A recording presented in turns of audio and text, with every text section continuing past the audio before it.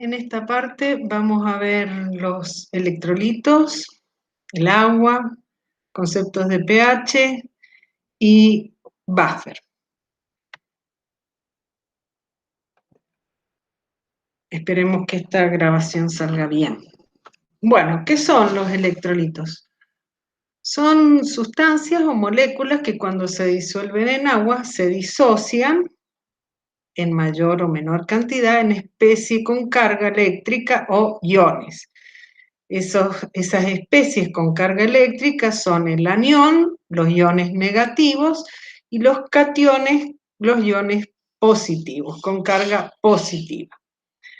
¿Quiénes son? ¿Cuáles sustancias son electrolitos? Bueno, la mayoría de las sales, por ejemplo, fosfato de calcio, cloruro de sodio, ácidos, por ejemplo, el ácido acético, el ácido carbónico, las bases solubles como el hidróxido de sodio, el bicarbonato de sodio. Estos son algunos poquitísimos, pero poquitísimos ejemplos de sustancias que se comportan como electrolitos. Entonces acá tenemos un compuesto que es el fosfato de calcio, esta es la fórmula del fosfato de calcio, que cuando se encuentra en presencia en disolución o se disuelve en agua, se ioniza en iones fosfato y iones calcio. El fosfato, cargado negativamente, constituye el anión, en tanto el calcio el catión. El cloruro de sodio se disocia en sodio, catión, cloruro, anión. Estos dos ejemplos son ejemplos de sales minerales. En cambio, el ácido acético es un ácido de tipo orgánico, es un compuesto, una molécula de tipo polar. En presencia del agua se disocia en acetato, que sería el anión, y iones hidrógeno, el catión. Una base, el hidróxido de sodio, se disocia en agua, cuando está en agua, en catión sodio y catión oxidrilo. Y anión oxidrilo. ¿Qué propiedades tienen los electrolitos? Tienen la propiedad de permitir el paso de la corriente eléctrica. De hecho, eso es lo que da origen a su nombre. Según la intensidad con la que conducen esa corriente eléctrica, los electrolitos se pueden clasificar en fuertes o débiles. ¿Cuáles son electrolitos fuertes? Bueno, aquellos que generan un mayor número de iones en solución, es decir, que se disocian o se ionizan casi en su totalidad. Mientras que los electrolitos débiles son aquellos que generan un menor número de iones en solución y solo una pequeña parte del total de las moléculas se encuentra ionizada o separada en iones. ¿Cuáles son los electrolitos más importantes? Bueno, con carga positiva, el sodio. El sodio es un electrolito sumamente importante, el potasio también es importante, bueno, todos estos son importantes, el calcio, el magnesio. Eso con carga positiva. Con carga negativa, cloro, como cloruro, bicarbonato y fosfato monoácido. ¿Cuál es la función? ¿Qué funciones tienen los electrolitos? Los electrolitos tienen múltiples funciones, pero podríamos mencionar algunas de ellas. Mantienen el equilibrio ácido-base, equilibran la cantidad de agua también en el organismo. ¿Quiénes intervienen en el equilibrio ácido-base? El fosfato, el sodio.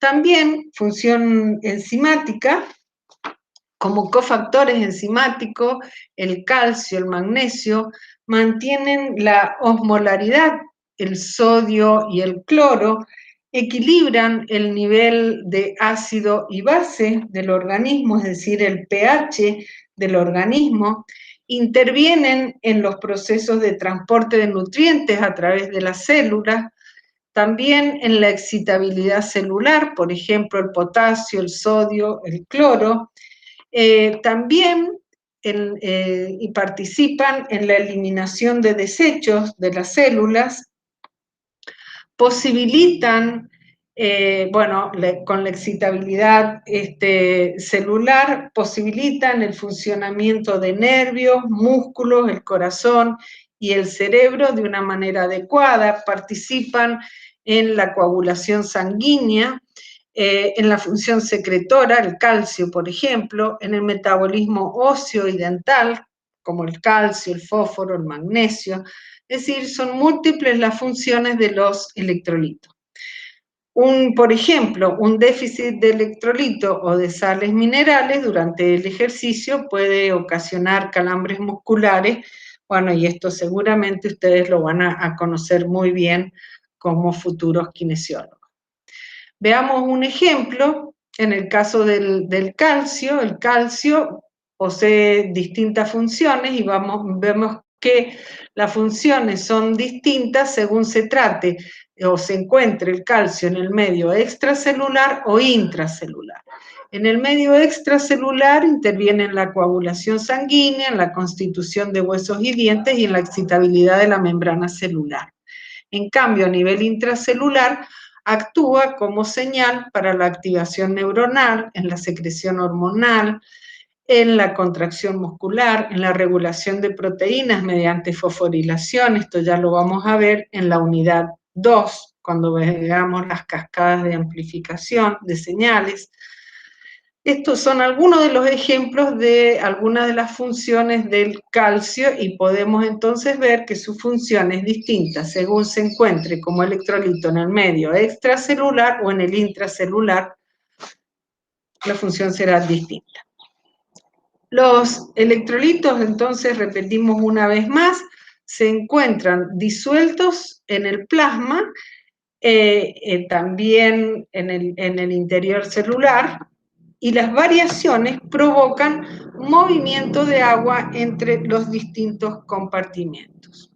Algún uso de los electrolitos en fisioterapia, por ejemplo, como gel conductor para técnicas de dermocosmética, que se usa un gel con una conductividad eléctrica elevada, se utiliza con electrodos de goma, con lo que se genera un medio para que la corriente fluya correctamente desde el electrodo a la piel. El electrolito es un cloruro que es no alergénico, inodoro, incoloro y soluble en agua. Otro de los temas que dijimos que íbamos a ver, el agua. Ustedes saben, el agua es fundamental para la vida, ¿sí?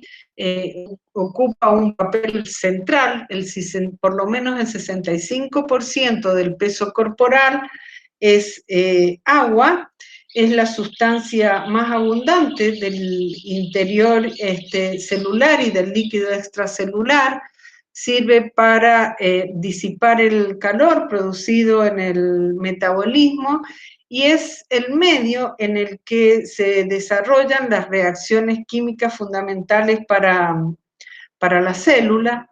También disuelve y transporta compuestos en la sangre. Y hay que conocer, digamos, la molécula de agua en cuanto a su composición. Sabemos que está constituida por dos hidrógenos, átomos de hidrógeno y uno de oxígeno. En conjunto, el agua posee una carga neutra, es decir, igual número de protones que de electrones. Pero digamos que una propiedad importante es que el oxígeno al ser muy electronegativo, atrae hacia sí los electrones. Entonces, digamos que en la parte del oxígeno podríamos decir que se forma o se encuentra una cierta densidad de carga negativa. Y los hidrógenos se quedan con una cierta densidad de carga positiva. Otra cuestión importante en cuanto a la relación a la estructura de la molécula de agua es la conformación que tiene esta molécula, si nosotros observamos acá digamos, en este esquema, vemos que entre los hidrógenos hay un ángulo de 104,5 grados. Si estos hidrógenos estuvieran en un ángulo de 180 grados, esta molécula no sería polar. Es lo que ocurre con el dióxido de carbono, que ya lo hemos visto en el otro, digamos, en la otra parte de la unidad. Entonces, una cuestión muy, muy importante es que la geometría de la molécula y la distribución de las cargas posibilitan que interaccionen moléculas de agua entre sí y con otras moléculas distintas. Esta interacción es a través de enlaces puente de hidrógeno. Casi la totalidad de las reacciones químicas producidas en nuestro interior se realizan en un medio acuoso, así que el agua es sumamente importante, sobre todo por la estructura que tiene.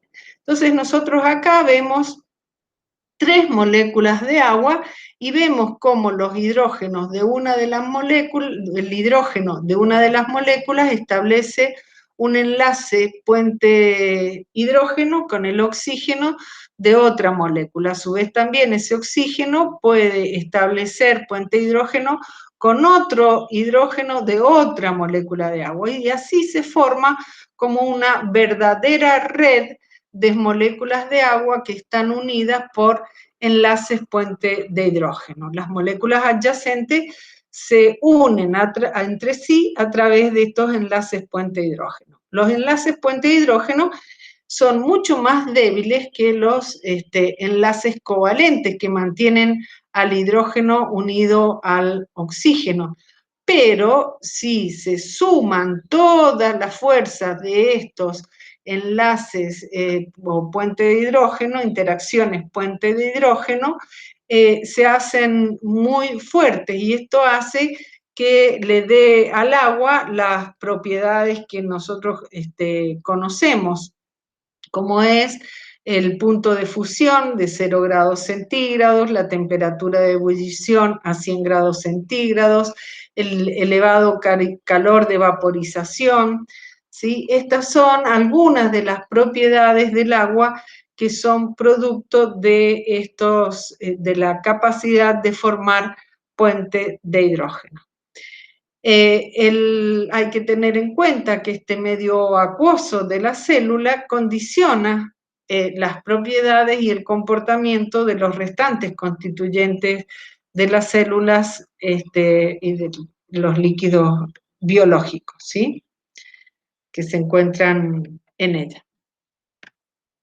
El agua se comporta como un electrolito muy débil, pero sí el agua se ioniza, es decir, que se separa en un protón y en un catión en un anión.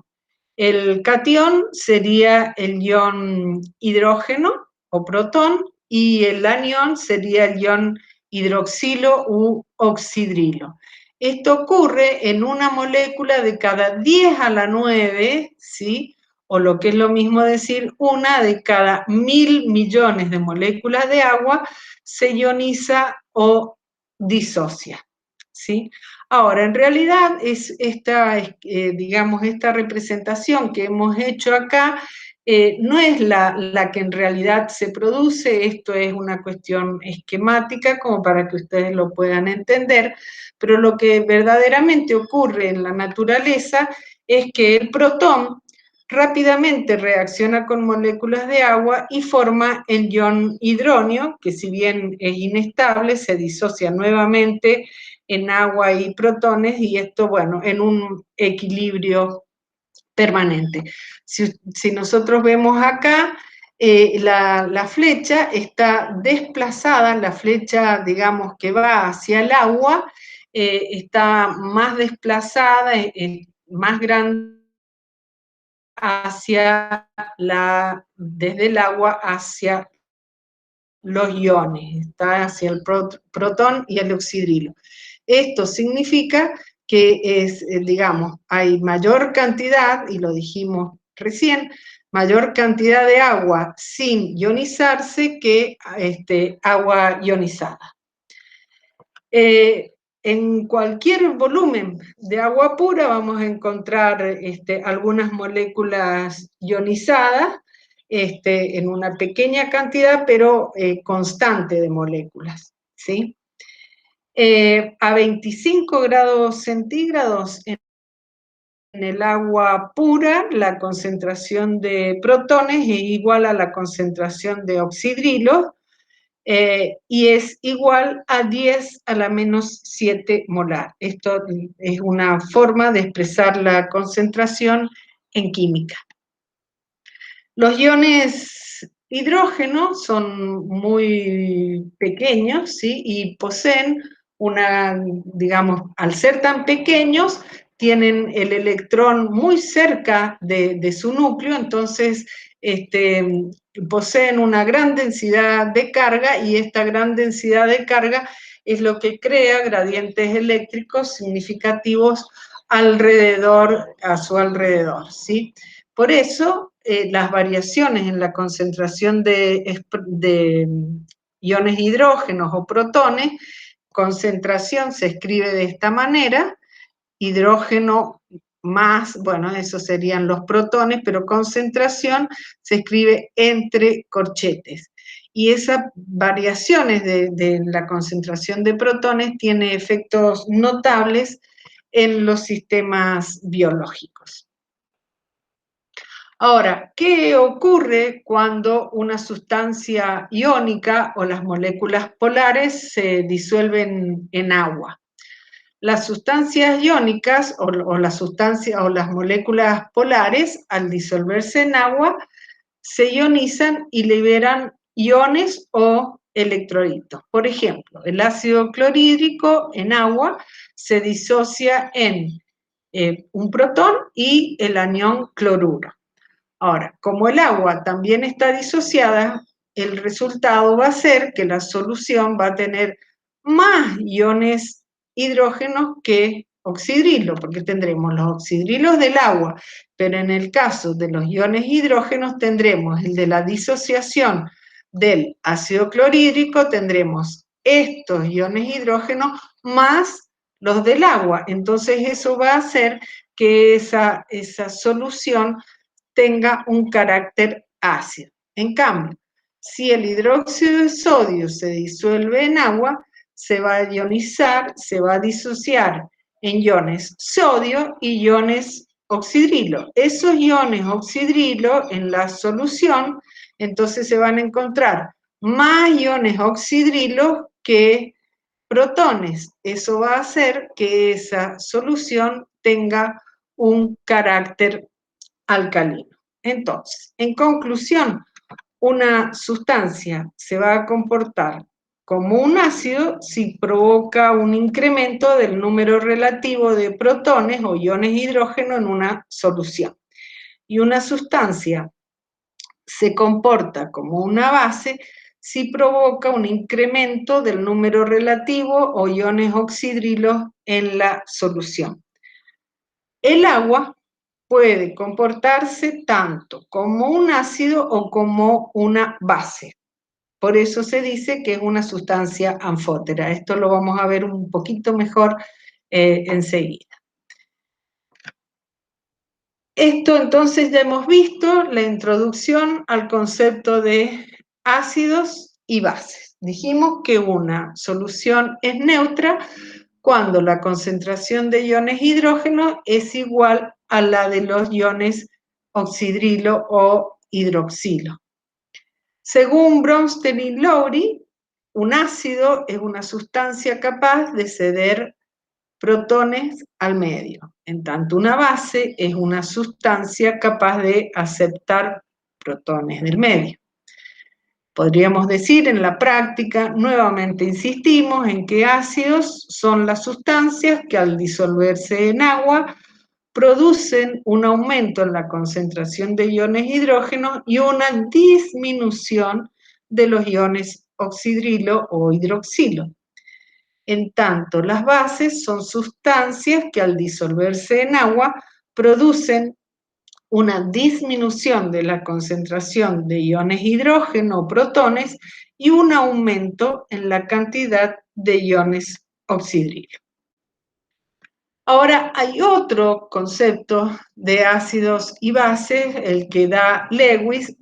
Nosotros estamos viendo estos, digamos, todos estos conceptos porque si ustedes leen en los libros van a encontrar esto y porque en algún momento, a medida que vayamos viendo el metabolismo, nos vamos a referir a estas cosas. Entonces es necesario que conozcamos digamos, estos conceptos básicos. Entonces, según Lewis, una base es una sustancia capaz o que posee, perdón, un par de electrones disponibles para compartir o para donar. Por ejemplo, el amoníaco, nitrógeno con 3 unido a 3 hidrógenos.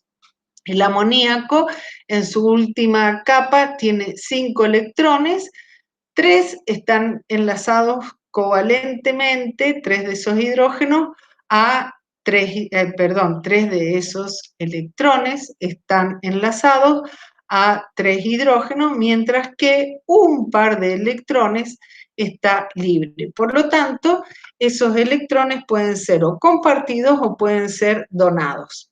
Y entonces el amoníaco se comporta como una base.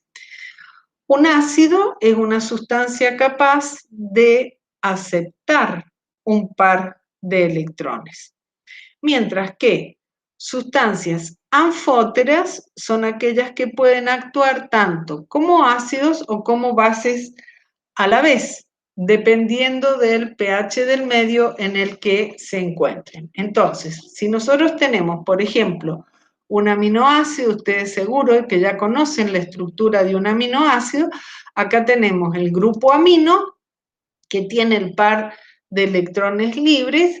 Esta parte se comporta como una base. En cambio, el grupo acá, el grupo carboxilo, es ácido. ¿Por qué? Porque este es capaz de ceder iones hidrógeno, ¿sí?, al medio. Entonces se comporta como esa parte, el carboxilo, como un ácido. Los grupos ácidos o básicos van a adoptar una carga positiva o negativa dependiendo del pH de la solución, ¿sí? Numerosos compuestos, ¿sí?, como proteínas, ácidos nucleicos, poseen grupos funcionales como los carboxilos, aminos, fosfatos, que son ácidos o bases débiles, ¿sí? Vamos a ver en qué consiste esto de la fuerza de los ácidos. Ahora, vamos a referirnos un poco, dijimos que se comportan como ácidos débiles o bases débiles. ¿Qué significa esto? Débiles o fuertes.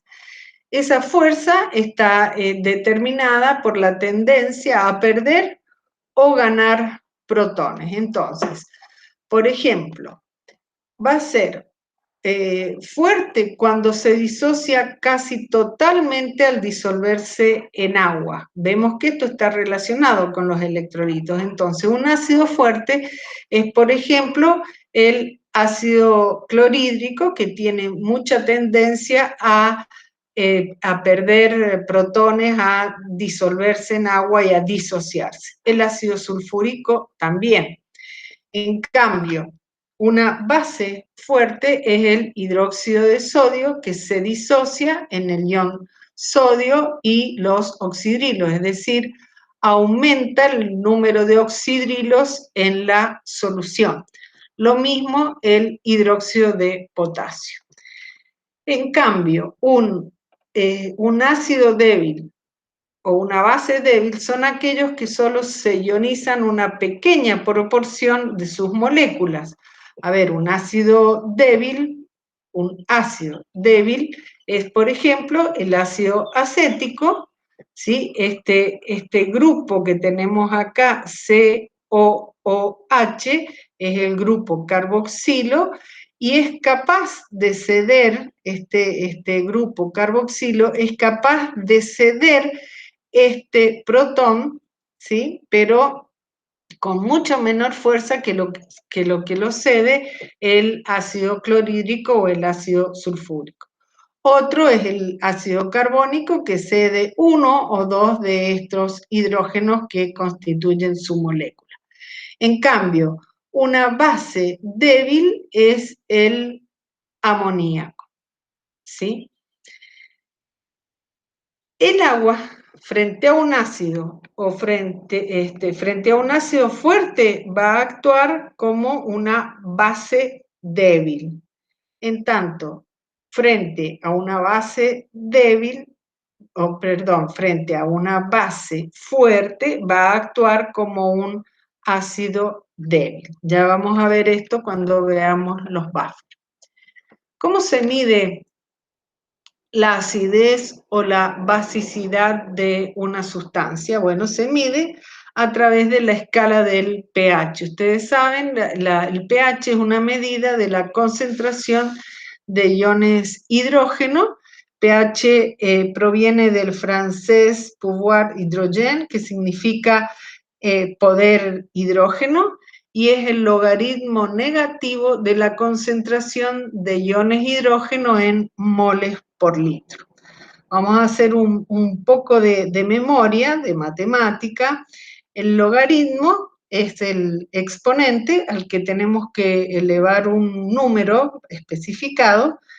En general, ese es el número 10, logaritmo con base 10, para igualar a un número dado. Por ejemplo, el logaritmo de 100 es 2. ¿Por qué? Porque 10 al cuadrado o 10 a la 10 es 100. El logaritmo de 1 sobre 100 es menos 2, ¿sí?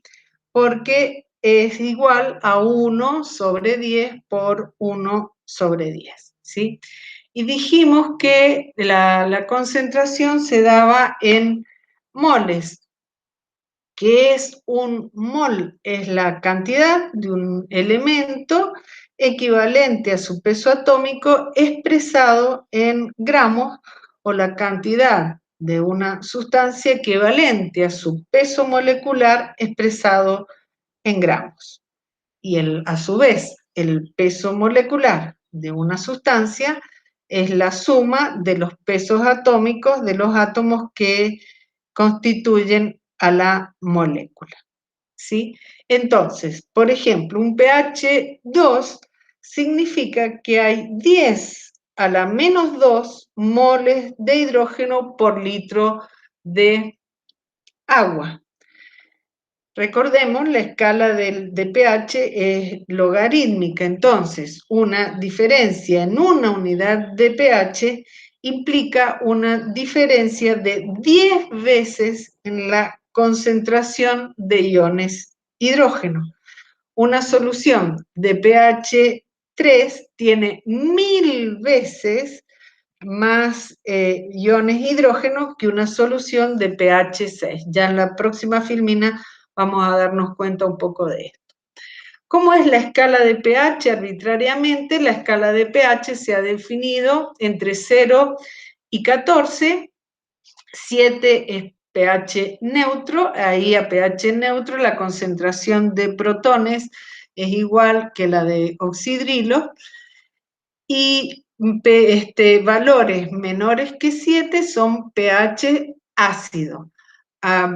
Cuanto más bajo es el valor del pH, mayor concentración de iones hidrógenos tendremos. En tanto, pH básico es de 7 a 14, y cuanto más alcalino o más básico sea el pH, tendremos mayor concentración de iones oxidrilo. Ejemplo de una solución ácida de pH menor a 7 es el jugo gástrico, que tiene un pH de 2, entre 2 y 3,5. En tanto, soluciones básicas o alcalinas son aquellas que tienen un pH mayor a 7, ejemplo, el jugo pancreático. Acá podemos ver, ¿sí?, digamos, cómo van variando la concentración de protones y oxidrilos. Si nosotros tenemos un pH obviamente en una disolución acuosa, si tenemos una concentración de iones hidrógeno de 10 a la menos 1, dijimos todo logaritmo en base 10, esto significa que tenemos una concentración de iones, de protones de 0,1. 10 a la menos 1 es 0,1. Esto equivale a un pH de 1. Mientras que nosotros vemos que la concentración de oxidrilos es muy, muy, muy baja. Es 10 a la menos 13. Si ustedes ven, el producto de la concentración de protones por la concentración de oxidrilos siempre le va a dar 10 a la menos 14. A un pH 2 significa que tenemos 10 a la menos 2 protones, ¿sí? O 10 a la menos 12, acá tenemos 2, 4, 6, 8, 2, 4, 6, 8, 10 y 12 oxidrilo. Entonces, menos 2, 10 a la menos 2 por 10 a la menos 12 me da 10 a la menos 14. Esto como para que se den cuenta, a medida que vemos que 0,1 es mucho mayor que 0,00000010 a la menos 14, ¿sí? Que 1 por 10 a la menos 14. ¿Tá? Entonces, a medida que nos acercamos a pH 14, va disminuyendo la cantidad de protones, pero a su vez va aumentando la cantidad de oxidrilos, ¿sí? Esto para ver si puede quedar un poquito más claro. ¿Cuáles son los valores de pH fisiológico? Bueno, casi toda la química de los seres vivos tiene lugar a un pH entre 6 y 8, ¿sí? Salvo lo que ya vimos que ocurre en el estómago, que es alrededor de un pH de 2. La sangre tiene un pH de 7,4, son valores que son bastante constantes en general, pero bueno, puede fluctuar entre 7,36 y 7,44. Estos valores es importante que se mantengan digamos, en ese intervalo, porque pH por encima o por debajo de estos valores corre en riesgo la vida. Y el pH intracelular es un poco menor, es de 7,1, está entre 6,9 y 7,4. Dijimos que el pH es importante porque influye en la tasa de reacciones químicas, porque dijimos que de acuerdo al pH una sustancia va a estar cargada o positivamente o negativamente, es decir, se va a comportar como un catión o como un anión, ¿sí? Es importante mantener el pH para que se mantenga toda la actividad metabólica del hígado, para los latidos del corazón, para los impulsos nerviosos, para las reacciones enzimáticas, etcétera, etcétera, para todos los procesos que se dan en el organismo. Bueno, y los sistemas amortiguadores, a ver, si existe una variación, y que de hecho siempre en el organismo existe una variación de pH, entonces como es necesario mantenerlo dentro de valores más o menos constantes, hacen falta sustancias que puedan, digamos, en cierta manera absorber estos cambios de pH. Estos son los que se denominan buffer, sistemas amortiguadores, sistemas buffer o tampón. ¿Qué es lo que son? Son sistemas acuosos, es decir, soluciones que amortiguan los cambios en el pH cuando se modifican las cantidades de ácidos o de bases, es decir, de protones o de oxidrilos respectivamente. Tienen la propiedad de mantener el pH más o menos constante por su tendencia a combinarse con iones hidrógeno y eliminarlos de la solución cuando la concentración de estos aumenta o a liberarlos cuando desciende. Están constituidos por una mezcla de un electrolito débil, ácido o base, y una sal del mismo, que es el electrolito fuerte. Tienen una máxima capacidad amortiguadora cuando la concentración de las formas dadoras y aceptoras de protones es similar, es decir, que no tienen que haber mucha diferencia entre ellas. Si aumenta la concentración de protones, estos van a ser tomados por la base conjugada. Y si aumenta la concentración de oxidrilos, entonces el ácido débil va a ceder un protón al medio y va a neutralizar ese oxidrilo en forma de agua. ¿Cuáles son los principales sistemas buffer del organismo? En el organismo funcionan una gran variedad de sistemas buffer, cada uno, estos actúan a pHs específicos, entonces cada uno de ellos va a ser más efectivo a un pH particular, ¿sí? En el que las concentraciones del dador y aceptor de iones hidrógenos sea similar o igual. Por ejemplo, el bicarbonato es el buffer más importante en el líquido extracelular, es decir, en el torrente sanguíneo, y está constituida por el ácido carbónico, ácido débil, y el bicarbonato de sodio, que sería su base conjugada, el bicarbonato, ¿sí? En tanto, el fosfato es el buffer fosfato es el más abundante en el líquido intracelular, resiste cambios de pH entre 5,9 y 7,9 y está constituido por el fosfato monosódico, ¿sí? Fosfato disódico. Acá tenemos un sodio y acá dos sodios. Es decir, que entre el fosfato monosódico, si nosotros miramos la fórmula, se ha perdido un protón, por lo tanto, este es el ácido y este va a ser la base que después va a tender a captar ese protón.